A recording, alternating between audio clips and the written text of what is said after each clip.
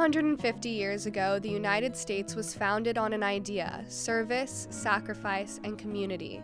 Today, those values don't just live in history books, they live right here in Torrance.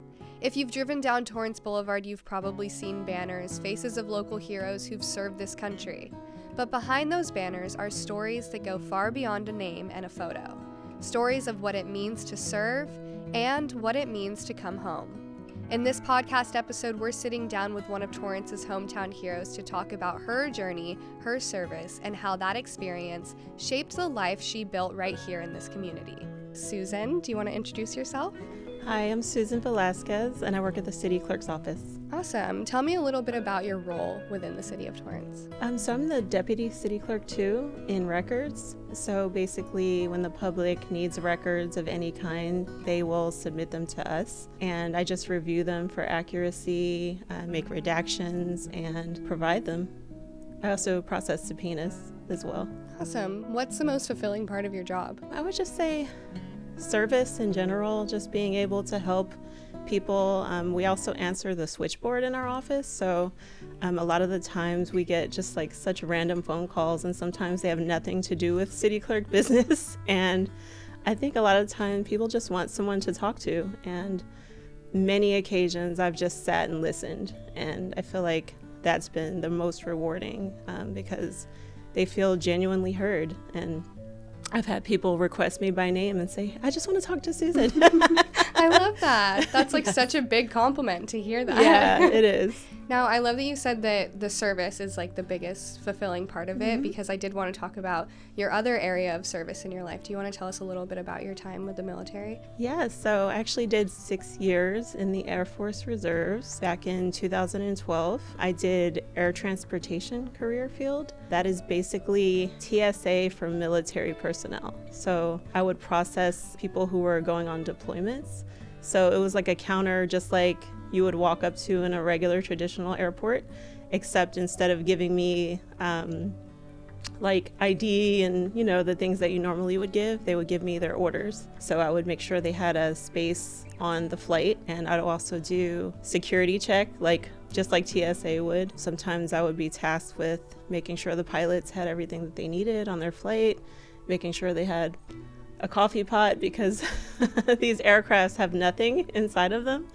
And we actually have to install seats and everything that's needed because it's really bare. We also have to put blankets because there's no insulation. It's like a really freezing flight. So for the most part, that's what I did. Just like helped people get on their deployments, and also retirees can fly for free. So they can just walk in and say, hey, where are you guys flying this week? And we would go to Germany like every Wednesday. So they would come and say, yeah, I want to hop a flight to Germany. So as long as there was space available, they could get on. That's crazy. I had no idea that was like it's a thing. One of the perks of being a retiree there. It is. Tell me why did you get into that? Like, how did that all start? I think it started because I wanted to finish my education. I had started it out of high school, and then I just got distracted and started working full time. And eventually I was like, you know what? I want to finish my degree. And I did not want to have student loans. So I was like, okay, let me try to brainstorm a way to go to school and have it make sense. And I also had a friend who was in the Army. And he said, I recommend that you join the military, specifically the Air Force, because it'll be a little easier on you than like an Army boot camp, because I wasn't naturally like an athlete. Mm-hmm. So that's why I ended up choosing Air Force, and just the benefits were great. I knew I would be able to go to school and just service to the country in general.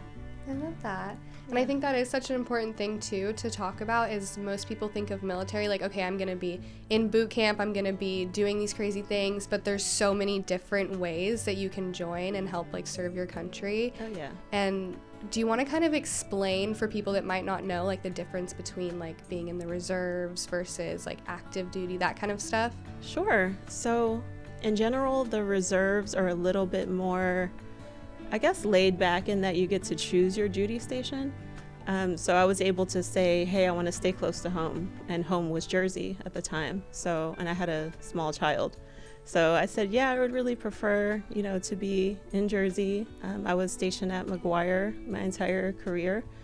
And with active duty, you do have like a top 3 list, but in general, they're going to put you where they need you. So it depends on the time, it depends on the career field, your expertise. So the reserves gives you that flexibility while you still are able to reap the benefits of your military service. Yeah, and you still feel that fulfillment of serving your country and giving back. Yeah, you get to put on the uniform 2 days out of the month, and then we also do an annual tour, which is 2 weeks out of the year, and it was very rewarding. I feel like, especially when I would run errands, like I would be in my uniform and little kids would be like, "Look, a soldier, mommy." So it was so funny. I remember one kid said, "Look, she's in the Air Force," and then the parent was like, "No, she isn't." But they actually like read my name tape. It was so funny. Oh my gosh. How does that feel to like have people see you representing women in that field? It felt really good. It's definitely a male-dominated field, especially the career field I was in. It was very physically demanding. But yes, it was always rewarding, especially for like family, friends, just people in general. I would be out in public in like maybe like an Air Force t-shirt, and then people would be like, "Oh, is your husband serving?" And I'm like, "No, it's me." That must have been the best feeling to be like, "Nope, it's me." Right. I love that. Tell me a little bit about what it was like while you were there, because I know you mentioned that you had some difficulties in different areas, and we want to like bring the realistic side of it. Okay. So as much as you're like comfortable talking about, it's up to you. So the realistic side of it, I definitely had some tough times pretty early on. I was actually injured in boot camp, and I ended up spending double the time there that most people did. Wow. So that was rough. They don't just let you leave if you get injured. They're like, you get stuck in what's called a medical hold, and you have no idea when you'll be able to leave. So I think it took a huge toll on my mental health, and it was really physically demanding as well. Once I finally completed that, they moved me into what is called a flight. That's basically like, it's hard to explain.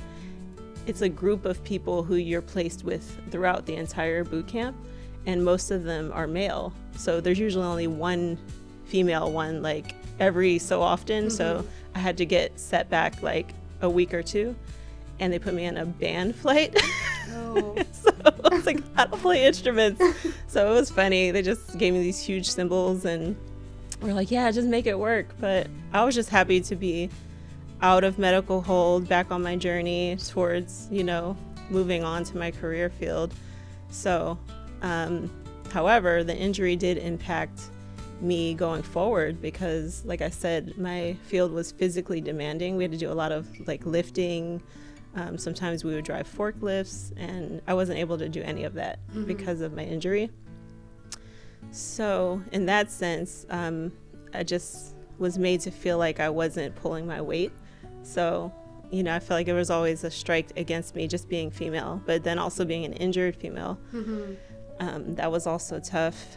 I have memories of, inappropriate things being said to me, inappropriate physical touch, and, just things that I was like, is this normal? Like, am I supposed to just go along with this? Should I report it? But I chose not to because honestly, some of the people were actually my friends, and I was like conflicted. I didn't know if I should speak up. I didn't want to see anyone get in trouble. So it's not necessarily on my unit. It was kind of on me. I didn't say anything. So I don't know if, the problem would have been corrected. Yeah. That's such a difficult, like you were saying, it was so complicated because some of these people were your friends. Yeah. It's kind of the culture there sometimes, which isn't right, but it's like, I get what you're saying because you're still a part of that team. Yes. And you don't want to disrupt that. But how did you get through that? Like, what was keeping you going through all of that? I think just being able to come home to my kids every day and, just having a life outside of that, especially being that I was a reserve and I was actually able to go home at the end of the day. I think if I was on active duty, it probably would have played out differently, because I could have easily been stationed in another country or in another city that wasn't familiar. So just being able to come home and see my family and just feel normal and grounded at the end of the day, I think that's what got me through it. Yeah. So you had the like fulfillment of serving your country, and then also the fulfillment outside of serving your family, Yes. and having other things that were lifting you up throughout Yes, the time. that's right. I love that. And so when did you technically retire, or? No, I actually just completed my 6 years. I didn't re-sign because of the injury. I just knew it was tough, and I just didn't feel like it was a wise thing to do. You know, I didn't want to endure another 6 years of feeling like I wasn't doing enough. Yeah. So, no, I was honorably discharged, and I'm a veteran. So, That's awesome. Yeah. And then how did that path after then, how did you get here? I ended up going to school like I had originally planned. I completed my bachelor's degree, and from there I ended up getting a job at a bank. And I worked there for some years, and then I ended up meeting someone who lives out here in LA. So when the relationship began and I came out here to visit for the first time, I was like, wow, this place is awesome. Like, I want to live here.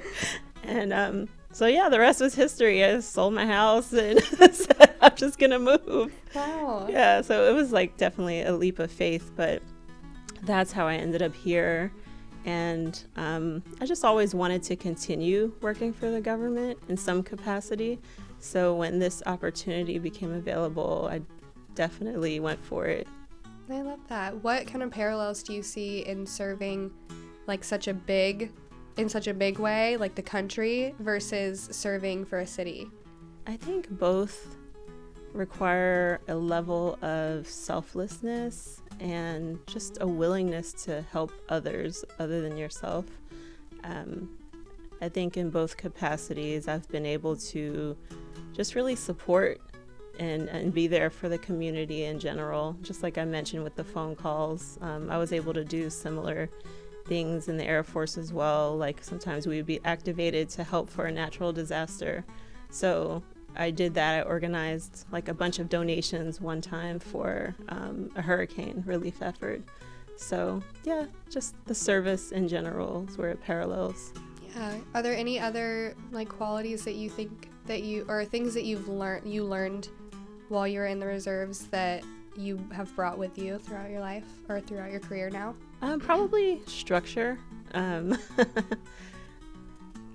We definitely had to be early to be on time, and just self-discipline, I think, accountability, just making sure that I'm doing what I'm supposed to be doing at all time. I feel like it's just helped me in many aspects of my life. Like even to this day, I have a panic attack if I'm running late for anything. It could be a movie, it could be work, but yes, it's definitely the structure has really helped a lot. I love that. I always have it ingrained in my brain from my parents or like coaches in the past of like, if you're not 15 minutes early, you're late. Right. I feel like that's a very like military thing. It is. What does being a hero mean to you? Because you're honored as a hometown hero on our banners. That word can have so many different meanings. What does it mean to you? I don't think I've ever considered myself a hero. I don't know if many of us do. I think it's just a willingness to be helpful or just do something you're not totally comfortable with. You know, even as a reserve, at any time you can be activated and sent to war. And it's just a sacrifice that's kind of ongoing. You know, the injuries that I got, I'm still dealing with to this day. And it really involves a lot of selflessness. And yeah, it's something that I'm so glad I did. And I'm so just happy and proud. You know, I still have my uniforms like stored away, and sometimes I'll pull them out and just look at them or show them to my kids. And I didn't tell them about my banner, but I just drove up to it one day and was like, hey guys, like kind of like motioned up towards it, and they were like, oh my goodness, like they were just so excited. And I think for me, that's the best part, is just having like friends and family be proud of you. I love that. I was just gonna ask, like, when did they put your banner up? When was the first year? That was last year. Last year? How did it feel? Who sponsored it? I actually did it. Okay. Yeah, like I know normally the families do, but all of my family is in Jersey, so they're not aware of the program. So I just reached out to the coordinator, and I was like, hey, I actually want to surprise my family and do this. And they approved it, and when it went up, it was very rewarding. And like I said, I think I took some pictures and sent it to family, and they're like, that's in public? I'm like, yes. I love that so much. When I drive down Torrance Boulevard, or I think there's even some on Carson, right? Like, I always look at all of them, even though I drive there every single day. I'm always looking at them like I've never seen them before. And it's so refreshing every time I see a woman on one of them. And I just get really excited and just really proud. Yeah. And so I just want to say, like, thank you for being one of those women and for representing that side of service. Of course. How has your definition of patriotism changed over time? Because I know the world is changing. Goodness, patriotism. I feel like it was at an all-time high around 9/11. I feel like everyone kind of came together as a country and, mourned together, and everyone was so in support of troops around that time. But I feel like since then it's kind of trickled off a bit. I think between the economy being like what it is today and just overall morale is just lower, I feel like people are just in survival mode right now. Yeah. It's hard, everywhere you turn, everything is so expensive and people are just trying to live. And I feel like that's been the priority lately, and not necessarily, patriotism. It's just survival now. Yeah. Are there any ways that you still feel that inside of you because of your journey and your past? I think so. I think I'm still proud of the service, and I love seeing other veterans, and especially the elderly veterans who wear their hats and go to the veterans meetings and stuff. So I love to just stop and talk to them and hear their stories. And every year for Veterans Day, I go and get free food, and I can mingle with some veterans. So yeah, I definitely still have respect, and I still am proud of what I did, although the world seems to be kind of crazy right now. I love how you mentioned all the other veterans in Torrance and how often you kind of run into them and you see all of them wearing their hats all the time. Torrance is a very veteran forward, military forward city, and we have the Armed Forces Day Parade and all of that and the banners. What does it mean to you to work somewhere that is so supportive of that? It's been really nice because I actually didn't know that. Being that I'm not from California, I really didn't know what to expect when I came to the city of Torrance. So when I saw the banner programs and how veterans are honored with lunches and in other events, I attended an event last year where they had it was kind of an open room with multiple resources, and I actually stopped and mingled with a lot of the people and actually, was in touch with some really good resources. So I think it's great. I wish more cities were like it, and I think it's wonderful that I was honored with a banner. Just like you, I love driving around. I look at them every single time, and I try to read the names. But yeah, it's been nice. And my last question is just, what do you want people watching to know about veterans? That it genuinely is lifelong service. I recently saw a VA doctor, and she told me that almost every veteran she sees has arthritis. And I said, wow, almost everyone? That is insane. It's ongoing. I feel like the effects of our service, whether it's mental health, whether it's your physical health, some people really struggle after needing resources, needing support, and I think it's really important that that's highlighted and for people to just use the resources. The VA is available for every veteran, and I encourage all of them to go register and get every service needed just so that you can live a quality life, because they deserve it. Yeah. And any message you want to send to little girls that might be watching that want to join one day? Definitely do it for the benefits, the education, to not have student loans, to be able to travel the world, and just have a fulfilling life of service. You know, you don't necessarily have to do it for your entire career. You can do, 4 years, and then you still get the benefits of serving. Awesome. Well, anything else you want to add or share at all?